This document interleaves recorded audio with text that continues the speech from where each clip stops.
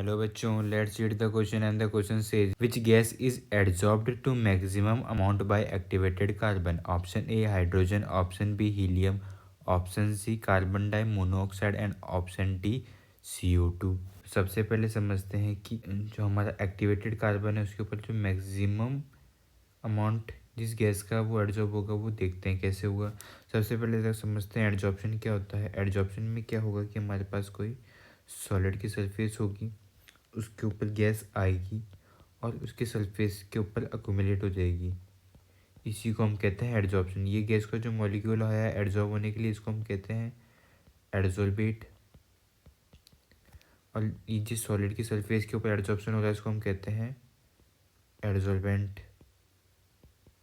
अब वो गैस सबसे ज़्यादा एड्जॉर्ब होगी जो इजीली लिक्विफिकेबल है। देखते हैं कि जो gas adsorption is directly proportional to the easiness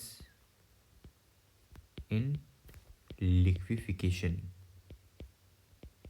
जो गैस इजीली लिक्विफाई हो जाएगी वो एड्जॉर्ब भी सबसे ज़्यादा होगी। अब देखते हैं कि किसी गैस का जो क्रिटिकल टेम्परेचर ज़्यादा होता है ना तो वो होती है इजीली लिक्विफिकेबल। किसी गैस का क्रिटिकल टेम्परेचर ज़्यादा है तो वो इजीली लिक्विफाई हो जाएगी। क्रिटिकल टेम्परेचर क्या होता है?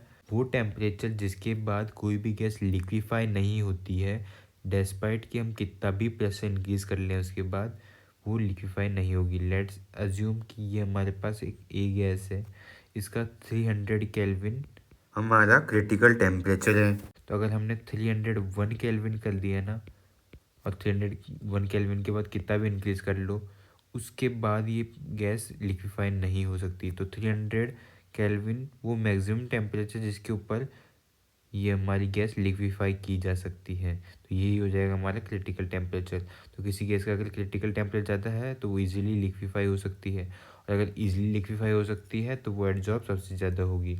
तो ऑप्शन ए के अंदर दिया है हमें हाइड्रोजन गैस। तो हाइड्रोजन का क्रिटिकल टेम्परेचर कितना होता है? ये होता है 33 केल्विन।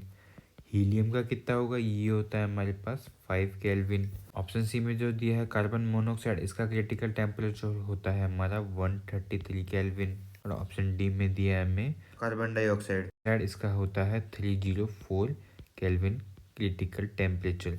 तो हम देख सकते हैं कि सबसे ज़्यादा क्रिटिकल टेम्परेचर जो है CO2 का है, फिर कार्बन मोनोऑक्साइड का है, फिर हाइड्रोजन का है एंड देन हीलियम का है। तो जो इजीली लिक्विफाइबल गैस होगी वो होगी हमारी CO2। तो ये एड्जॉर्ब भी सबसे ज़्यादा होगी। तो हमारा करेक्ट आंसर हो जाता है option D. Hope understood it well, all the best.